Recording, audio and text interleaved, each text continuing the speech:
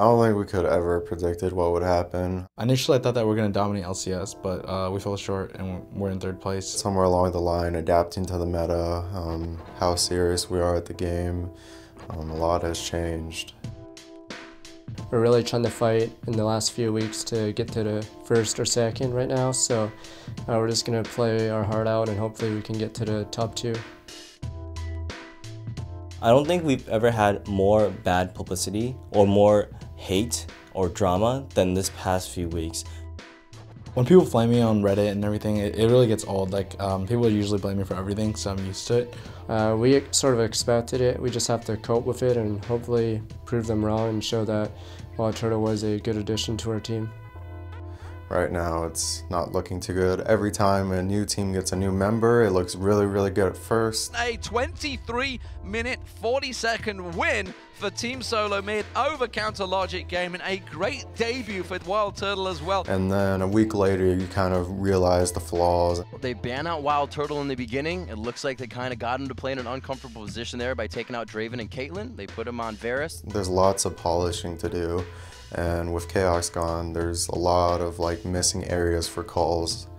Right now I'm very comfortable on the team, but in terms of playing, I don't know what to be doing most of the times because I'm new to the team. So I'm just playing and listening for calls, but the calls have been bad recently.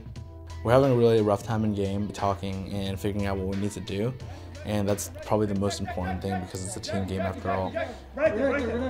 It feels like as if sometimes Reginald just forgets how to make calls or forgets when to make calls. We just don't communicate when to do what or ahead of time. It's usually on the fly right now. When there's only like 1 or 2 people talking during the game, it's really, really like uncertain. Usually he would say something and we immediately go. But when he stops saying stuff, when he stops making calls, people just run around like headless chickens, and that's kind of the problem.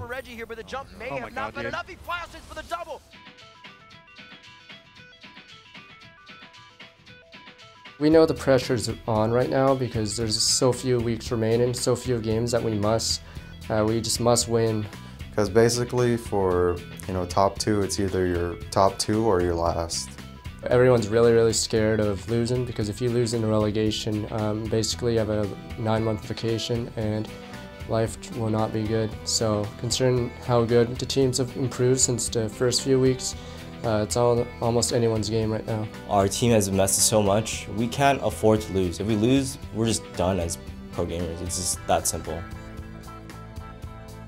TSM wants to win. We want to win playoffs, we want to win worlds. And if we can't even beat the NA, then how are we going to beat the world? I want to make worlds and I want to be a very big contender, but at the moment, we're not really in the state to do that. I don't know. I honestly have no clue how we're going to get out of it. I think it's just going to take lots of time, effort, dedication. We have to just grit our teeth and get through this obstacle. We can do better. And for fans, they mean everything to us, and we really, really got to get on that.